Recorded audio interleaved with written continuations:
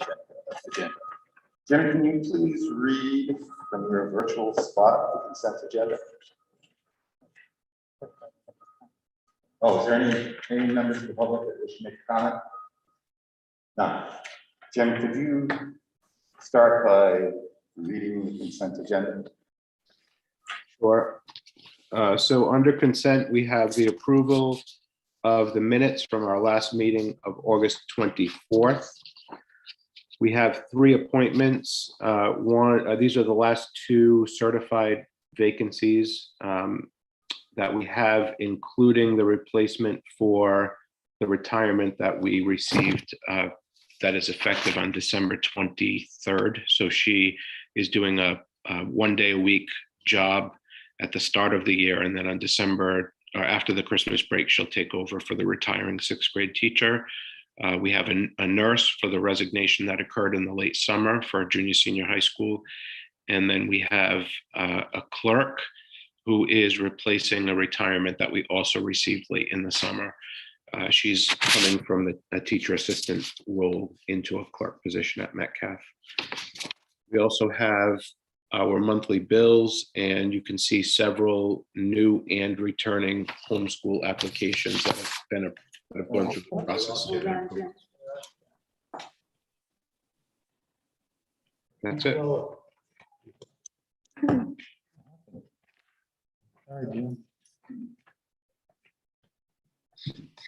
Did I get cut off?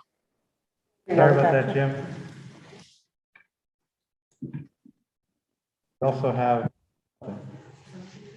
You said the monthly bills was the last thing we heard. Okay. So after monthly bills, you can see that there are several new and returning homeschool applications that have gone through the approval process. And that covers it. Would anybody want anything pulled from the consent agenda? Hearing none, I need a motion to approve the consent agenda. Second. All those in favor of accepting the consent agenda, say aye. Aye. Nays? Abstentions? Well, thank you, Jacqueline, for coming in. You don't have to sweat it out here with the rest of us. I'm not sure if Deborah is there. Robin, I can't see the audience. Is Deborah there? I can introduce her as well if she is. No, she's not. No, okay. So under correspondences, we have the policy 8711 policy, which is already been accepted, but Jim provided it probably for our review. Jim, do you have anything to add to this? No, just that was a really complex discussion, and I told everybody that I would put a final copy based on all the discussions and agreements into the packet for your review. Does anybody have any questions on the Maston 8711 policy? Thank you, sir. There's an additional correspondence not here, but was included in an email regarding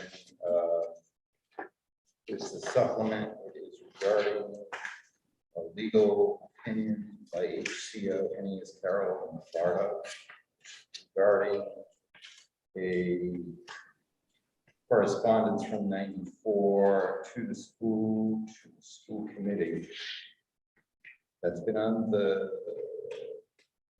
correspondence from 94 was on the previous meeting 2 meetings ago, but it's been included for convenience purposes. What's not is the legal opinion from HCO. Chair recognizes Member Candy. Robin, if you could enter into the record for the September 28th school committee meeting, I'd like to add an executive session under 4246(5)(a)(2) The Council 94 request for letter of July 1st, 2021, discussion action. Thank you. Is there anybody else that has any questions, comments about correspondence? Hearing none, next subject is the 21-22 budget. Is that you, Bob, or Jim? Yeah, I can touch my my portion of it. I covered the 2022 in my status report.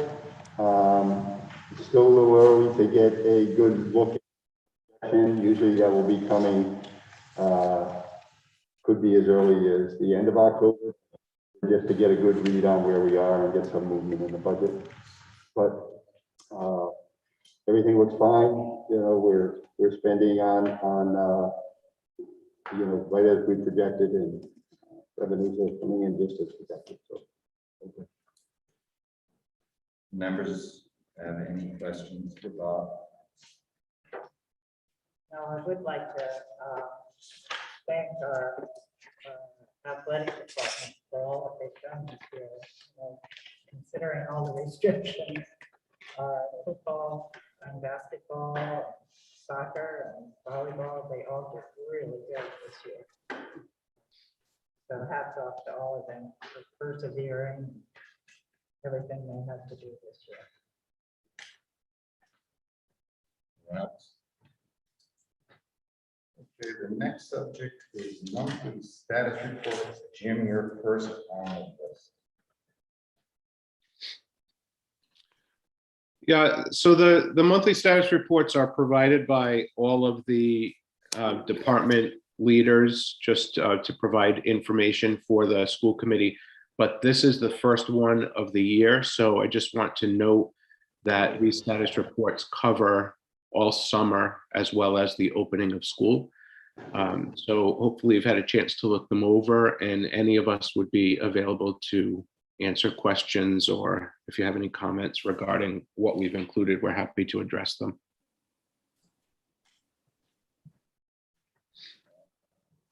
Jim, you and I discussed COVID Yep. and your monthly status. You want me to do that now? Sure. Okay. So last week I had sent out some information about positive cases to date, and I have an update as of 4 o'clock today. We have had 21 positive cases in the district. 7 of those cases were kids that tested positive, but their exposure was outside of school and they were not in school at all during their infectious period, so it didn't require any additional quarantining. So there are 7 of those cases, that is. So 14 of the cases, children were in school or on the bus during their infectious period, and it required quarantining additional individuals from the school. So by school at Lynham, which is the preschool, we have had 3 cases. Last year we had 0 all year long. We had 3 this year already. Wawalum has 1 case. Metcalf has had 10 cases, but 3 of those 10 were outside of school. So 7 in-school cases. The junior high school has had 4 cases, 3 in school. And the senior high school has had 3 cases, all of which occurred outside of school. So we've had no quarantining of high school kids, knock on wood, since the start of the school year. The biggest impact for us in terms of quarantine has been at Lynham because of the nature of the classrooms and 3-year-olds, 4-year-olds. There is no guarantee of social distancing that's occurring. So the classrooms have been quarantined as a whole. So that's 2 entire classrooms. There's 3 cases that impact 2 classrooms. And then our other numbers are large because of the buses. Buses are back at full capacity, according to the return to school guidance. And we are still required to quarantine kids that are sitting 2 rows behind 2 rows in front, and all of the rows across from those rows I just talked about from the positive case. So there is a possibility for a full bus that there could be upwards of 24 kids quarantined from a single bus due to an exposure. That's a full bus with 3 kids sitting in each seat and no skipped rows because of maximum capacity. We do have some buses that is the case. Last year, we did not have buses that were at full capacity because we were not allowed to, and we had to adjust the start and end times for our elementary schools so we could add an additional run. But at this point, that's where the largest numbers of quarantined kids are coming from, bus exposure. We are not out of the norm from what's happening around us. In fact, our cases are low compared to some of our surrounding communities. There are 6 to 10 classrooms in multiple schools that are closed down in, for example, in Coventry, which is right next door to us. So it's an issue that everybody is facing. And it's a lot of work when we have the positive cases and the contact tracing that is required and the notification to parents. None of that is done by the Department of Health. That has all been handed off to the schools and the school leaders to do that. So it takes a lot of time from our day. But I will say that the nurses and the principals are doing an outstanding job. And that's where we are at this point. So it's a lot. It's a lot of cases so far for a short period of time that we've been in school. Are those children doing virtual learning?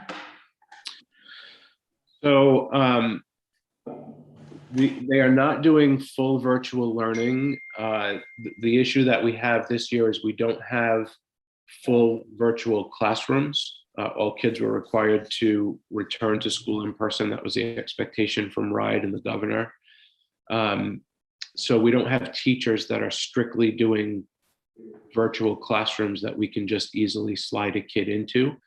And because everybody is back in person, we are also conducting our classes differently this year, that we're bringing back collaboration, labs, things that the kids can interact with, because that's when the best learning occurs. And those are not always conducive to a virtual classroom. So the agreement is that when a child is out, the classroom teacher is still responsible for the learning of the child that is remote. And the teacher can decide if a virtual setting is appropriate for the lesson of the day, or at least a portion of the day or a portion of the lesson.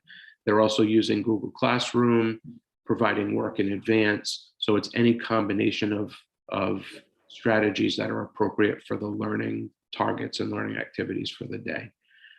So that requires quite a bit of responsibility and work on the part of the teacher as well to keep track of all the kids that are out. Obviously, if the whole class is quarantined, then everybody is virtual, and that's a little bit easier. But when we have only portions of the class that are quarantined, like in my house, for example, then it depends on the day, and it depends on what the teacher decides is appropriate for that lesson.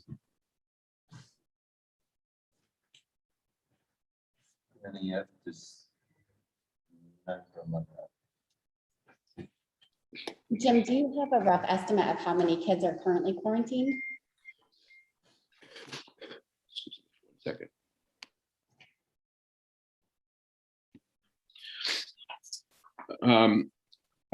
Yes.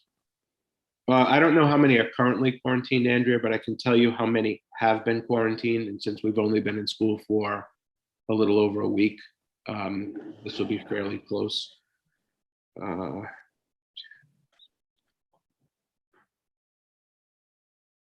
We've had 137 children quarantined as a result of exposure with other children.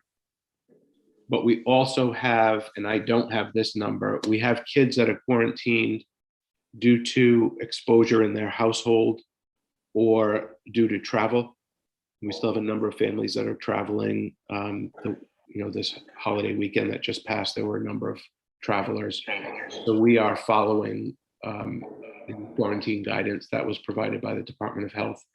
So we do have, in addition to the kids that have been exposed, we do have a number of kids that are out for those reasons. Does that number include, I just heard that a baseball team or two for fall ball is quarantined? As of today, does that number include them? This is as of 4 o'clock today. Yeah. So if the fall ball, is it a school team or no? No. No, Okay. so it could be kids that were on buses or in classrooms, but they're all included in here. If Okay. they're students of ours, they're included. So is there an opportunity to alter our bus? What we're currently doing for busing? I know it's a big cost. Yeah, I do plan on having, I have done some communicating with the bus company. I've had some, I've seen some of the bus charts, and the buses that are not as full, I want to make sure that they're taking advantage of spacing, right? And I think like the first day of school, it's hard to know exactly how many kids are going to be on each bus. We know who's scheduled to be on the bus, but then when you take out the kids whose parents decided to drive them, we have more room on the bus than we anticipated. So they are arranging their seating charts now where they can separate kids. So we're taking advantage of that, although that didn't help us for the positive case that we had on the first day of school, where all the kids sat close together, and there was a positive case on the bus. And the kid was positive, obviously, before school even started, but the parent got word of that positivity on the first day of school. So there were some cases where additional quarantines happened just because we didn't have enough information. We didn't have time to arrange the bus seating in the most effective way. However, we also have some buses that are absolutely jam-packed, and there is a shortage of bus drivers and bus monitors. I know I got a call from my son's district this morning saying that they had 3 buses that they could not run because there were no drivers. So they just asked parents to drive their children to school, or the buses would be coming extremely late to pick them up. So it's not as easy as just saying, let's get another driver and add another run. First of all, the buses don't exist, but the workers don't exist either. There may be an opportunity for us, though, to look at some of the routes that the ridership is low, and possibly do some rerouting with some of those runs where the ridership is high, just to alleviate some of the crowding on the buses. And I don't mean crowding, it's just that they're at capacity, so that we can take advantage of some additional spacing. Obviously, I've been working remotely for this week, and my hope is that I can return by Thursday at the latest. And my plan to have a sit down with Scott, just so that we can go through, what we're seeing, and if there are some options that we have for improvement.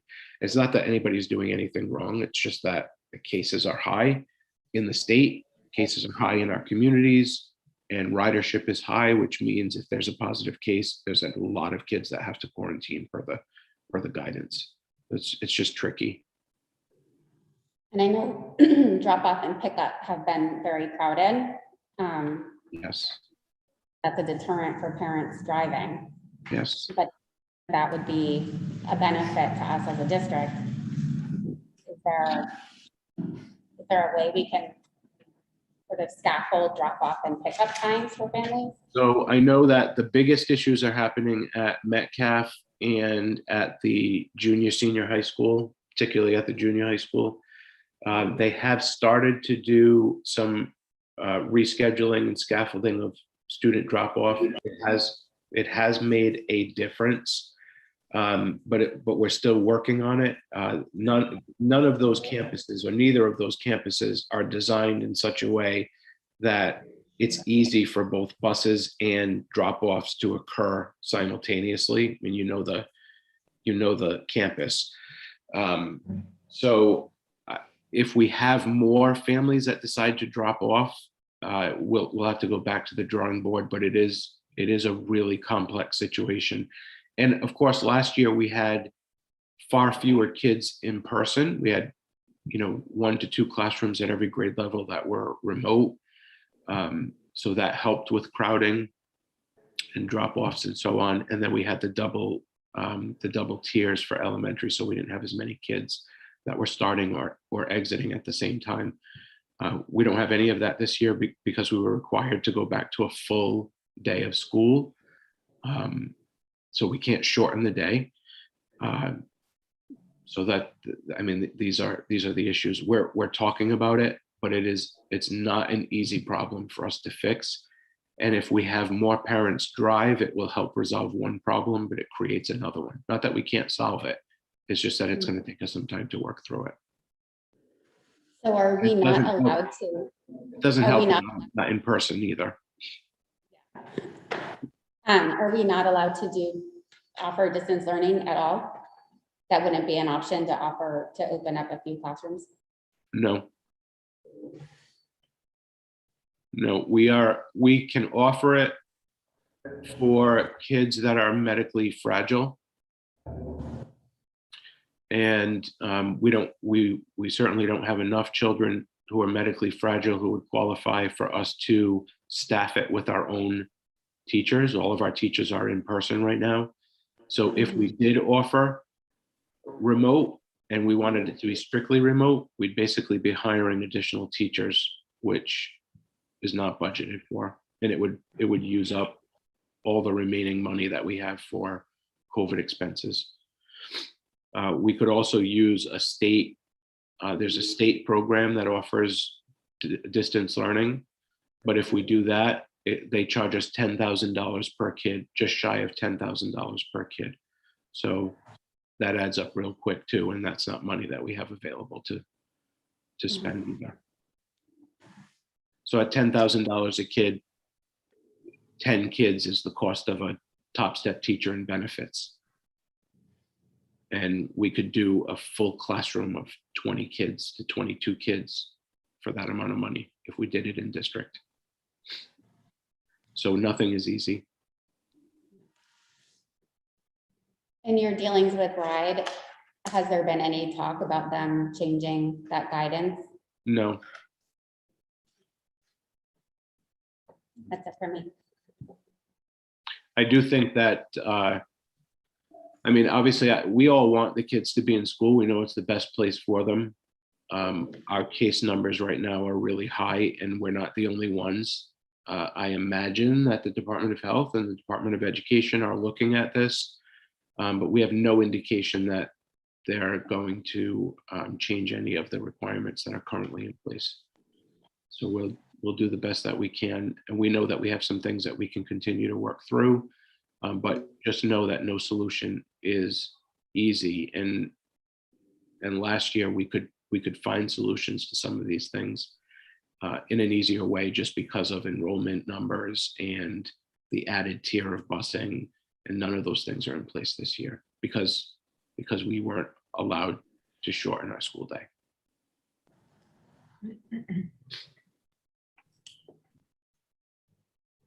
Are there any other questions from the members? Voting Pandy, yes. It's not around COVID, can I? Yeah, I think we're exhausted the Okay. COVID topic, so I think under discussion. So under Jim's status report, I just want to give a shout out to our teacher Art Girl for the Teacher of the Year Award 2019-20. Obviously a well-deserved recognition for our he's a huge asset to our district. I do have a question. It's on both Jim's report and Bob's. The out-of-district busing, the loss of state aid that I know you're both looking into. But do you have a net number? Because I know we provided it, I believe last year, and we're providing it this year. Is the net number different from the loss of state aid? I don't know. You have a number? I'm not, I'm going to take a stab at this, but please tell me if I'm not answering the question fully. I just want to make sure that I understand it. In my status report, I indicated that we had $136,000 in unrealized expected revenues. That was the transportation revenue that we traditionally got from the state because we utilized the statewide transportation system. So that was recorded previously as a revenue, and it was actually budgeted as a revenue for the 21-22 school year. And we were notified after the fact that we were not getting it. We were able to provide the busing from our local provider, and the cost of that busing was a little bit less, but we knew that in advance, and that was already built into the budget. So the true difference in terms of what was budgeted, both for expenses and for revenues, is the $136,000 in unrealized revenues. And the backstory to that, Bob, you can correct me if I'm wrong, but the backstory is the state had to go out for bid on their provider for statewide. They could not service all of the districts that required the transportation. They notified us that they could not meet our needs. So therefore we worked with our local provider. And as a result of that, because we're no longer using them, they took away the state aid. So we didn't do it because we needed to or wanted to. We did it because we had to. We had children that were not being transported. And we were not notified in advance that we weren't getting that revenue money. That notice came to us well after the fact. Did I miss anything on that, Bob?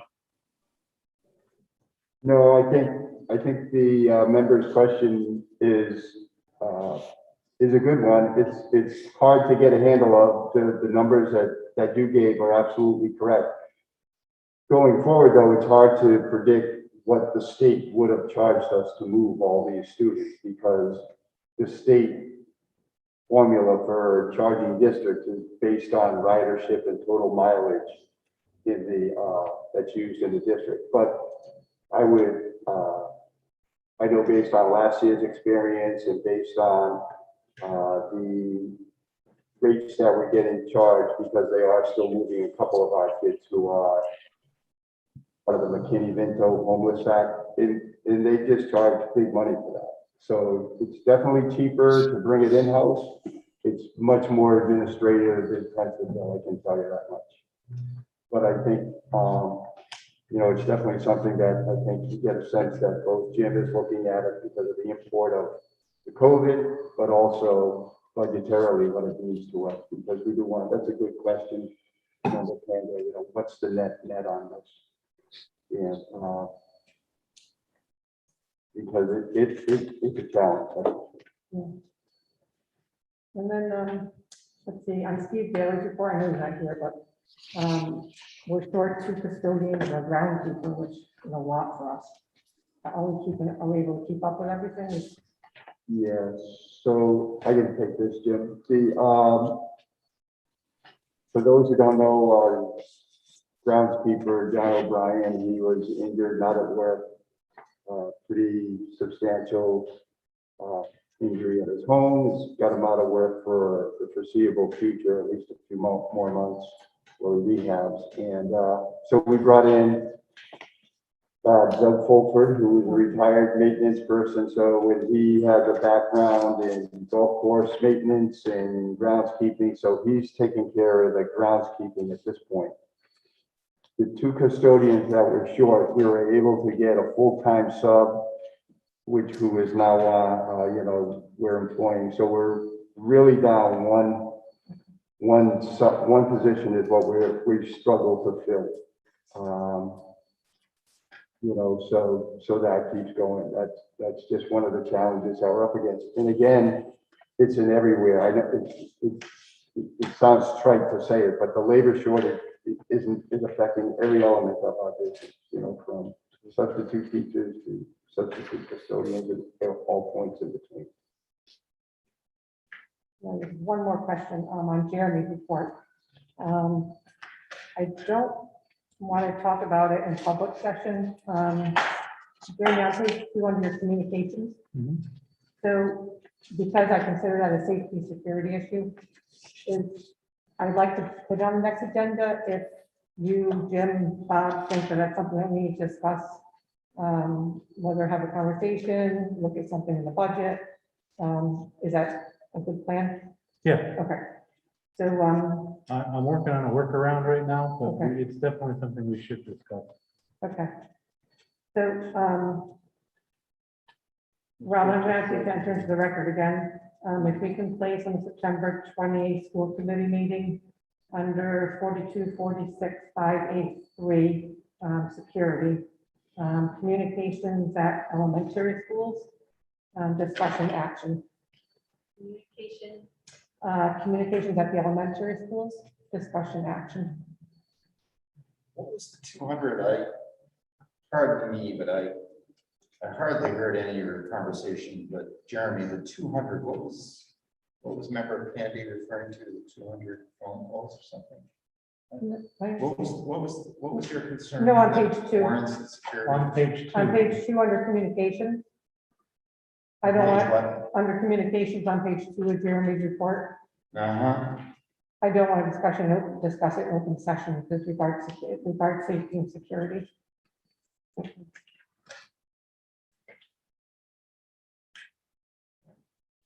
So I'd like to mention that we're going to be implementing a new method that will be transmitted out to all the members regarding putting subjects on the agenda. So that communication is expected sometime later this week. So for the next meeting, we're going to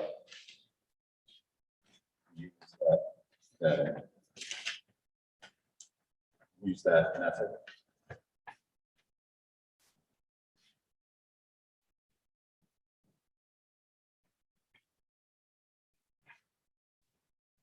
Okay.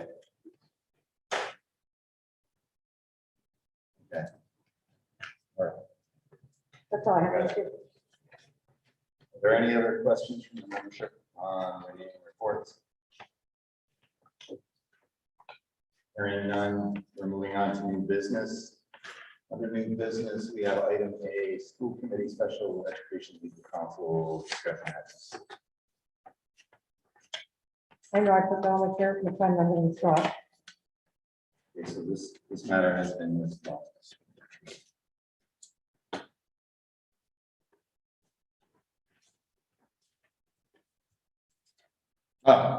Item B, under new business.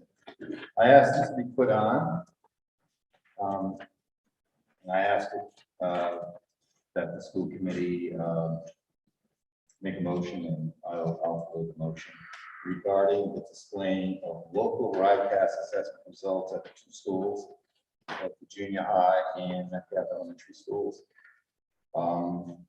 I found that the Rhode Island Department of Education's website is incredibly cumbersome when it comes to looking at the data for RICAS.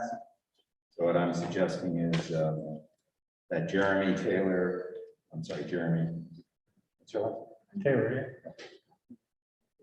The superintendent and myself work collectively to, in the next 3 weeks, post on the website at both schools an abbreviated version of the RICAS test results for both, again, the junior high and elementary schools, since those are the only ones that have been available. So at this time, I'm going to put into motion that Jeremy, the superintendent, and the chair of the school committee work collaboratively to update the district website to include RICAS test results. Need a second? Second. Discussion? Hearing none, I'll call the vote. All those in favor say aye. Aye. Those against? Abstentions? Motion carries.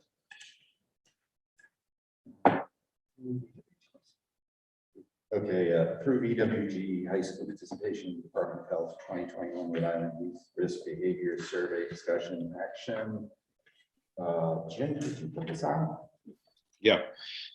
So in the packet is the request that comes to us from the Rhode Island Department of Health for our participation in the Youth Risk Behavior Survey. We have done this multiple years in the past. There's information about the survey itself. And then we had a request from one of the members for a copy of the questions, which we were able to, we got permission to send them to you so you could preview in advance. This is just because of our policy, we don't do surveys without school committee approving.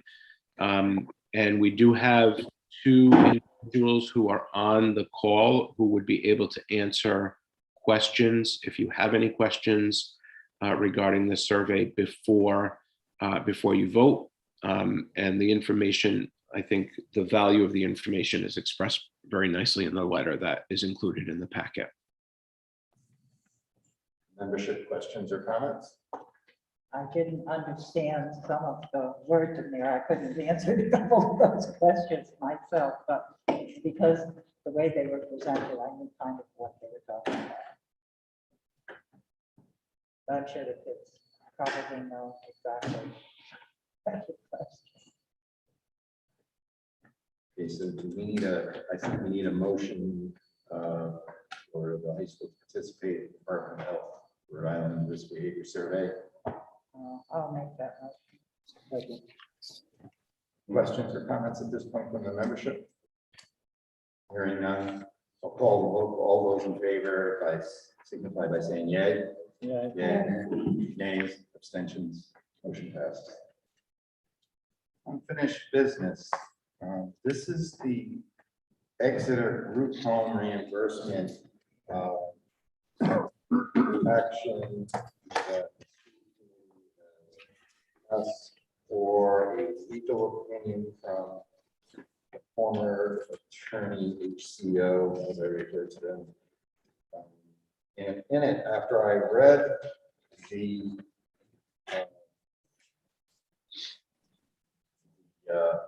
legal opinion, and I thought it was okay, I felt that there was a piece of it that I think is valuable, that was part of the discussion that was not included.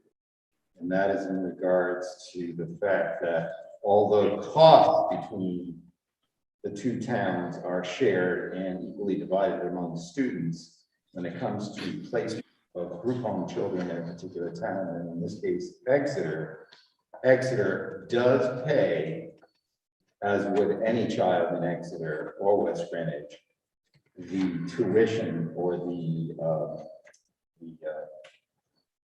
cost that's divided equally among students to the school department. And I would like to see that added as a supplement. I don't want the reader of this legal opinion not to know that Exeter is paying for these group home children's tuition into the school department. But so just to summarize, this whole issue is that currently the state, via DCYF and funding through the Department of Education, gives the school department, I don't know, I think it's $110,000 approximately for group home children's tuition reimbursement. Goes directly to the school department. Exeter pays that tuition, and the discussion brought to the committee was, should the town of Exeter be receiving that money as a reimbursement as stated by the law, which says the purpose of enrollment in the city of town shall be reimbursed. And our legal at that time requested an opinion from the Rhode Island Department of Education's legal department.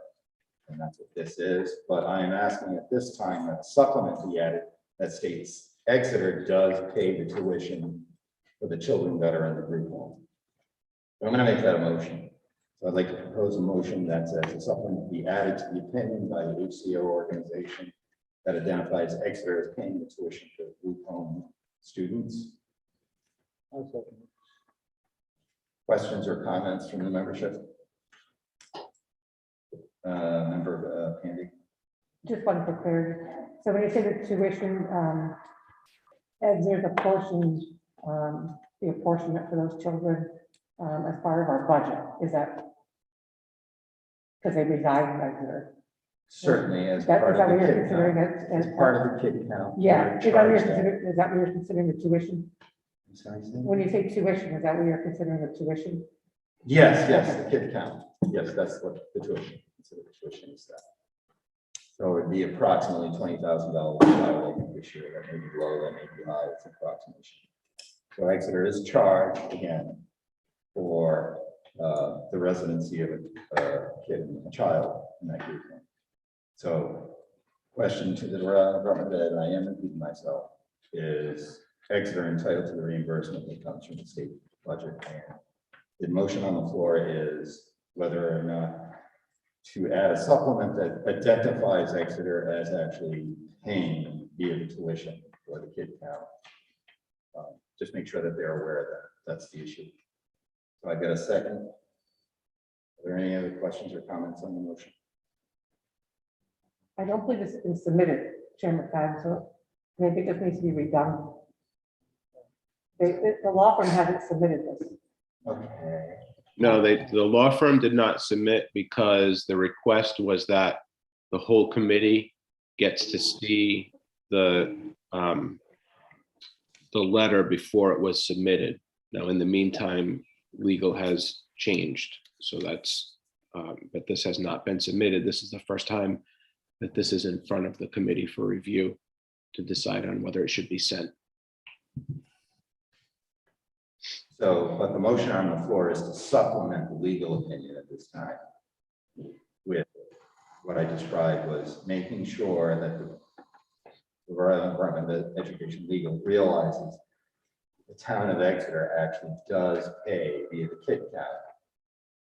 So I want that in there, so it doesn't come back as a question. It may seem obvious to all of us here, but it may not be so obvious to the person doing the legal analysis of the problem.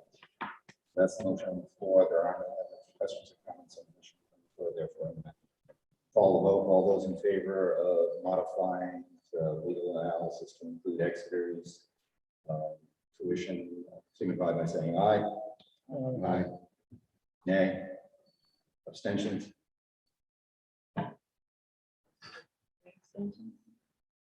So you abstain, John? No. Aye. You're not. Okay, so the motion carries. Was that 3 abstentions? Is that an I abstention abstain. or no? Abstain. We all abstain. 3 abstentions. So I think we'll bring this back and then at that time, we'll make a determination whether we're going to move this forward to the education system. It hasn't moved forward, so this would be. Sure. All right, next. Charter Review Committee update. Is that you, Bob? It could be me, it could be you, it could be Andrea, it could be. I think they're sick of my voice. Yeah, mine too. Andrea, you want to go? I'll leave it to you. You're so good. All right, so the Charter Review Committee, at the last meeting, these are really good debates that go on at the meeting. The apportionment and moving to the 50-50 goal line is, you know, we all know sitting around this table that that's going to be tough, but the superintendent created a nice interactive spreadsheet where you can, you know, change formulas or change the years and look at the impact of the towns based on the model that you want to present for rolling in the 5-year average. How do we get to that? Is it and all the different iterations of that? That each charter committee member now has that spreadsheet. moving on to, which I think will be a less academic and a more substantive exercise, is going to be the potential changes to the charter. And I've already received one from a member who's on the committee, and I'm pretty sure that other members are looking at charter language, potential areas where they want to have change. So I'm corralling all that. We're trying to set a date. We did not set a new date yet to meet, just simply because we needed September to start and people to get their student personal calendars in order. So that should be meeting in September, October. There are a few takeaways. We want to, any potential changes that we do want to make that come out of the charter review, that go to the school committee, that will be forwarded for possible action. We need to, I'm going to be working with the superintendent, and we'll back in the steps and the sequence to get those recommendations up to our friends up in Providence so that they can take the appropriate action on it. Did I miss anything? Bob, the only thing is I did send out a request for everybody's availability, and I keep getting responses on that. I'll send a follow-up. But once I have everyone's availability, we'll select some dates to schedule those next meetings. They just have not been scheduled yet. Questions or comments from the membership? Hearing none. Next topic is the 21-22 return to school guidance update. And two gentlemen would like to. I don't have much more to say other than what I did already. I can handle that. The rest of the membership can. Any of the other members have any questions or comments on this topic? Great, hearing none. We're going to move forward to capital projects update bond discussion. Okay, on the capital project, the HVAC project, they're doing, ATC is excellent. You can see their vans are here. What they're doing is they are doing rooftop work, and then when the schools are dismissed during the day, they're coming back into the building and they're making all their connections there. To activate the heating and the cooling system. A significant part of the project is the hot water heaters that will be kind of a standalone system so that we don't have to run the big massive boilers, both of the massive boilers for our domestic hot water makeup. Those have been isolated. Those tanks should be in this week, and then they'll be installed. That whole procedure is prepped and ready. So then that would leave two significant issues to be resolved. And one is, we're waiting for the final rooftop units to be delivered. And that's really just, again, the manufacturing and supply chain pipeline that the world is suffering against. But we still are on target for a late September delivery and arrival here on the middle of October. So let's keep our fingers crossed on that. With any project, this is a $4.5 million project. There have been some minor change orders, but minor change orders need to be vetted and approved. And right now, that is what the architect, the owner's project manager, and the general contractor are working on to put together that final value versus the budget, so that at the next building committee meeting, a vote can be taken and action can be taken. There was a meeting scheduled for tomorrow night, the 15th, but everything that I just discussed, none of it is actionable. So we're going to postpone that meeting. Significant to the stewards of the fiduciary stewards of the district, we've made our way through the bond process, the Ryback process, and we now have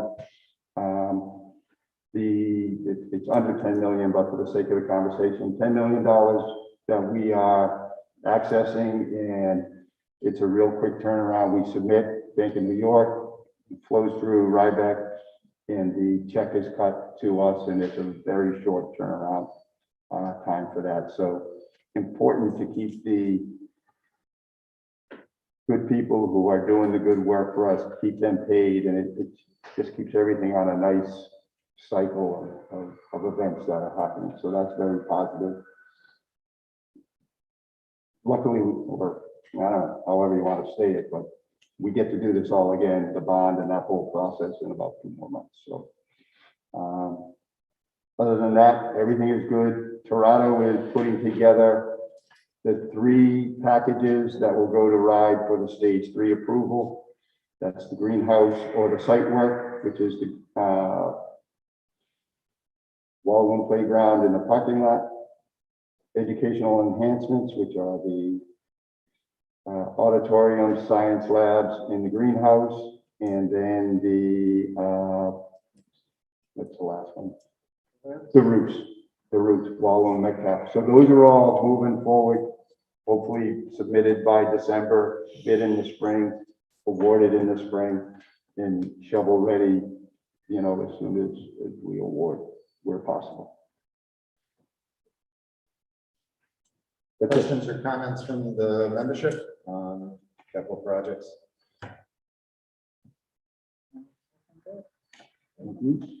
Hearing none. Important dates and meetings: Tuesday, September 28th, next school committee meeting, October 12th, school committee meeting, Tuesday, October 26th, school committee meeting. Motion for adjournment. So moved. All those in favor? Aye. Aye. Thank you very much. Mm.